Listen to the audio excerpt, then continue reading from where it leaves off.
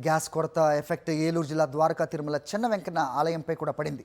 రాష్ట్రం నలుమూలల నుంచి వచ్చే భక్తుల కోసం అన్నదానం అలాగే స్వామివారి ప్రసాదం తయారు చేస్తూ ఉంటారు.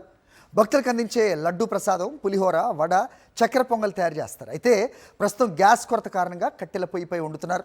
ప్రసాదం తయారీ కేంద్రంలో కేవలం 25 డొమెస్టిక్, 15 కమర్షియల్ గ్యాస్ సిలిండర్లు మాత్రమే ఉన్నాయంటున్నారు ఈవో ఎర్రంశెట్టి భద్రాజీ.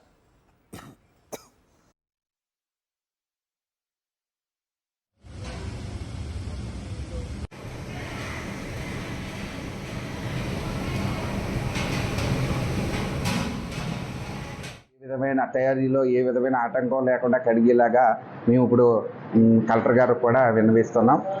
మరి కలెక్టర్ గారితో మేము ఆ ఏజెన్సీలను సంప్రదించి దేవాలయాలకి కొంచెం ఫస్ట్ ప్రయారిటీ ఇచ్చి చేసేలాగా కొరత లేకుండా, బండ్లు కొరత లేకుండా చూసే ఏర్పాటు చేయవలసిందిగా కూడా మీ ద్వారాగా కూడా కలెక్టర్ గారిని విన్నవిస్తున్నాం. అలాగే ఏజెన్సీలు కూడా మాకు దేవాలయాలకు కొంచెం ఫస్ట్ ప్రయారిటీ ఇచ్చి మరి సహకరించాల్సిందిగా కూడా ఏజెన్సీ